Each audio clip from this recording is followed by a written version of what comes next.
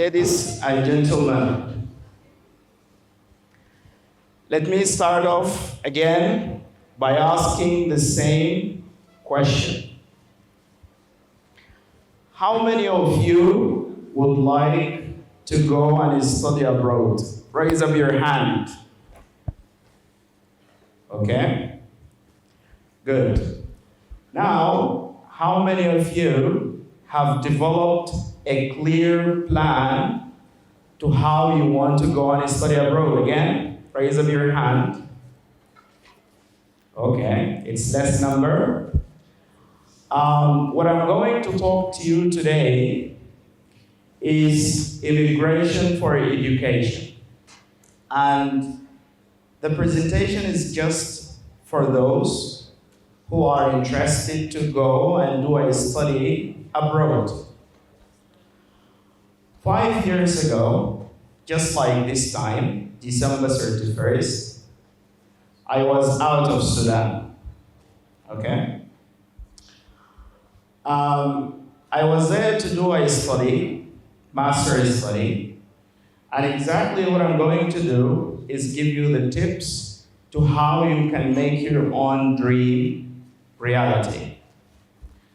We will start off our presentation by a study conducted by the University of Khartoum in 2004.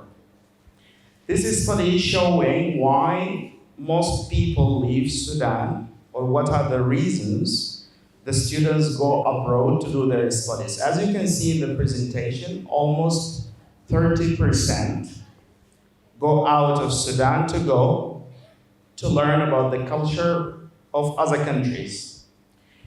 Just like that, you have to now think on your own idea why you want to go abroad. Is it also just to learn new cultures, new experiences, or is it for another reason? You have to be clear about that from now. In the next slide, this picture is me. This is me sitting in the middle there. It was in Kenya, in Nairobi, chatting with some colleagues. It was in one of the meetings. And the idea of studying abroad just came to my head in that time. So what you learn from this slide is the idea comes to you sometime, probably now, maybe in the future. So when your idea is there, you have to draw it, and I put it in 3 steps. Draw the idea, grow the idea, and then glow the idea. By drawing the idea, we mean planning. You've got to plan for your idea. Then after you plan, of course, you've got to action. You have to make your idea now work. Finally, how you can share that idea. And here what I did in the planning, I knew I had to improve my English language to go and study out, yeah? I also knew I had to gain some work experience. I knew I had to choose the exact course that I'm going to study out. This is just like you. You have to think about all of this from now. You've got to think how good your English is. You've got to think about the university that you want to go and study at. You've got to think about how you can gain and make experience. And just one tip here, you have to start as early as possible. And I say you have to start now.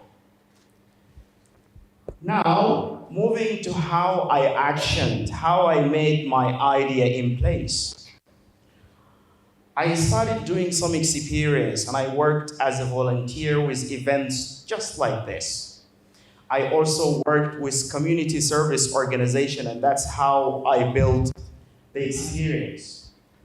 Now, one tip to you here is you've got to always be persistent. Persistent means you have to work hard on trying to make these possible. Now, Talking about arrival and adaptation, that's of course a different story. As soon as you get there, you ask yourself the question how you are going to adapt, how you will make your way in a different culture and different environment. For me, that was not easy. First, I started feeling what we call homesickness. Homesickness, you begin to miss your friends, you begin to miss your family, your get-together. It was also not easy, the weather, the temperature. I left from Khartoum, the degree was over 40. To London, the degree was just 1. So there was absolute change in the temperature and the environment. Culture shock sometimes could also happen, but just one advice here to you is you have to prepare yourself in advance. Before you go to any new country, learn about that country. Learn about the temperature, the weather, learn about the culture, the people, so that you don't experience what we call culture shock. Now, the student life, of course, is absolutely different from the student life that we have in Sudan. Being with the students, different relationship styles. Busy people, not like us in Sudan, they don't have a lot of time to waste. So that is also something I faced in the beginning, different habits and different cultures.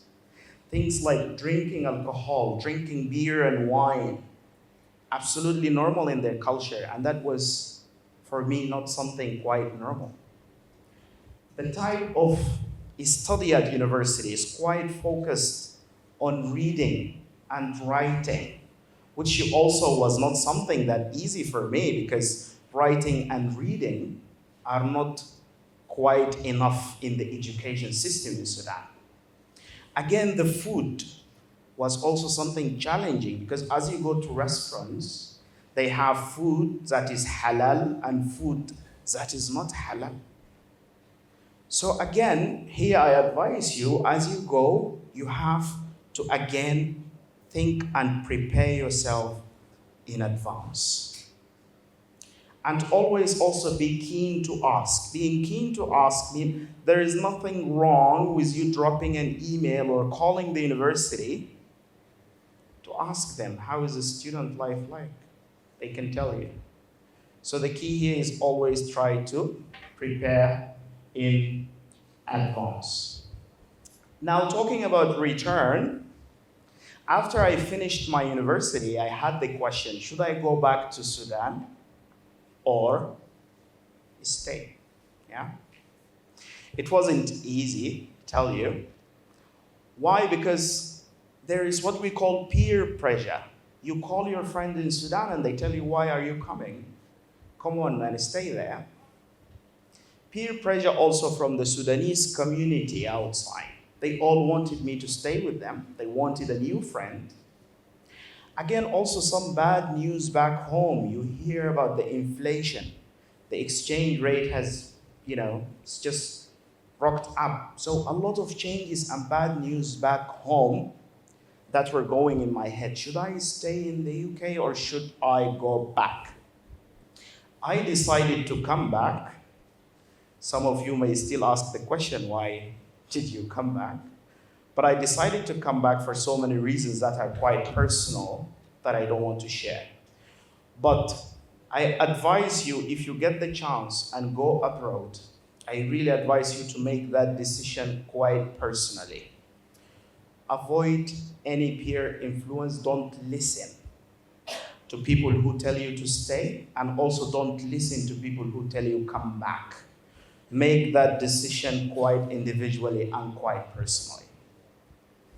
The Sumbuk is not a good idea. I don't advise you. The best way is you fly through the airport, get there, and come back to help your country that needs you the most. Thank you very much.